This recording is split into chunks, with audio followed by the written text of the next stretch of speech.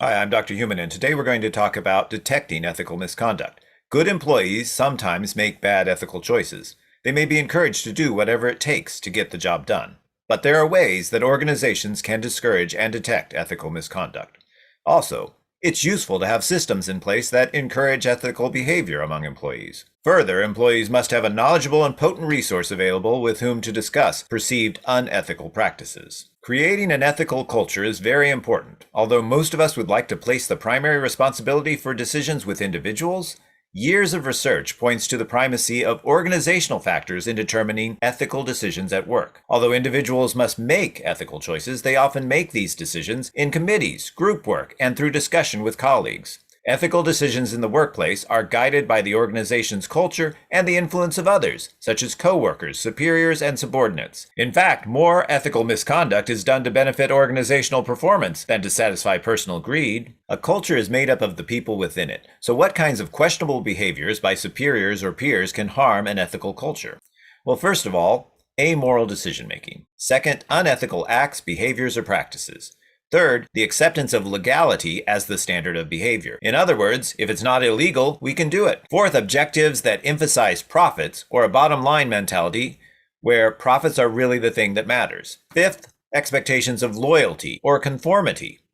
Sixth, absence of ethical leadership. Seven, insensitivity to how subordinates perceive pressure to meet goals. And finally, inadequate formal ethical policies. An organization's overall culture establishes ideals that guide a wide range of behavior for its members. An organization's ethical culture specifically focuses on issues of right and wrong. Its ethical culture is the organization's character or conscience. Codes of conduct, ethics guidelines and policies, top management's actions on ethical issues, the employees' values, moral development, and ethical philosophies, and the opportunity for misconduct all contribute to an organization's ethical culture. In fact, the ethical culture actually determines whether or not certain issues are even perceived as having an ethical intensity level that requires consideration. Together, an organization's ethical culture and the influence of one's coworkers foster conditions that limit or permit employee misconduct. Ethical misconduct is encouraged when conditions provide rewards for engaging in this misconduct, such as financial gain, recognition, and promotions. The opportunity for unethical behavior also increases when organizational policy does not provide punishments for employees who violate a rule.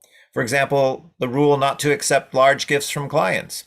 Essentially, this lack of policy allows individuals to engage in such behavior without fear of consequences. Thus, organizational policies, processes, and other factors contribute to the opportunity to act unethically. To create an ethical culture, top management should clearly state and model the organization's values. A code of conduct or code of ethics should be used to simplify and emphasize those values. Policies should set compliance procedures and punishments for infractions. Also, there should be a clear process to follow when someone believes a practice is irreconcilable with the organization's values. This might include an ombudsman, ethics and compliance officer, or a hotline. Some less common but still good ideas are that the organization hire based on its values, that the organization incorporate values into annual performance reviews, and finally, that the organization reward employees who exhibit ethical courage, personal responsibility, and accountability. Edward Schein defined culture as the set of shared, taken for granted, implicit assumptions that a group holds and that determines how the group perceives, thinks about, and reacts to its various environments. Schein identified three distinct levels in an organizational culture. First, artifacts and behaviors. Second, espoused values. And third, assumptions. The three levels refer to the layers of corporate culture.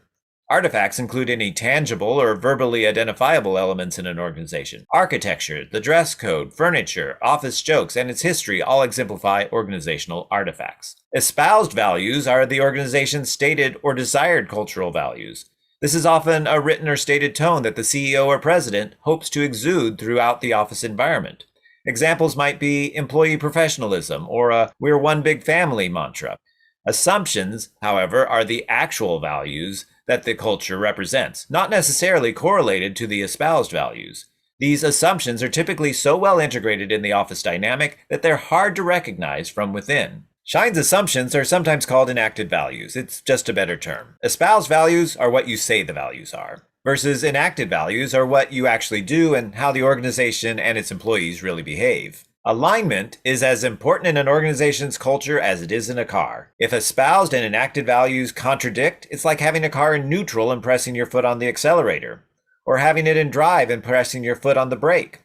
But when an organization's espoused and enacted values are in alignment, it's like having the car in drive and your foot on the gas. Your organization is able to go where it needs to go. When enacted and espoused values don't align, this opens a gray area that allows people in the organization to do things we don't want them to do.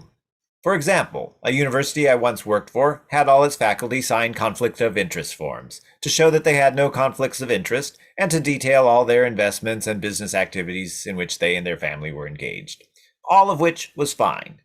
But it soon got around that the president and provost of the university had exempted themselves from filling out the conflict of interest forms. Now, even if the president and provost had no undue conflicts of interest, what kind of message did that send to employees? That the leaders did not have to report their conflict of interest. Is avoiding a conflict of interest truly valued in this organization? Or is it just lip service? As you can see from this graph, a strong ethical culture reduces pressure to compromise standards, observe misconduct, failure to report misconduct, and retaliation for reporting misconduct. Further, a study by KPMG found that 86% of Fortune Global 200 companies now have a code of ethics. This is double the number in 1998. KPMG found that one of the top 3 reasons these companies had a code of ethics was to create a shared corporate ethical culture. As this comparison of misconduct observed in strong versus weak ethical cultures shows, having a strong ethical culture is important. Having an ethical culture drives down risk for the organization. Along with Paul Biederman, who is a former New Mexico Secretary of Energy and Minerals, I used to write a column on ethical issues in state government for Round the Roundhouse, a newspaper targeted to state employees. One time we received this letter asking us what we thought. I work at a state agency. 3 top managers take almost 2-hour lunches to do their daily workout regimen. They say they're coming in early or submitting appropriate leave to do their long lunch workouts, but this does not actually occur.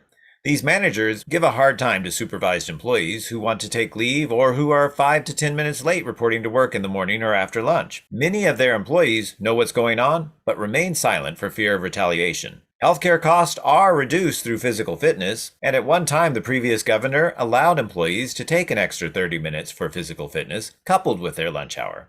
But the additional time for physical fitness was discontinued by the current governor, and these managers have ignored this policy change. What do you think? Is this ethical or unethical? Why or why not?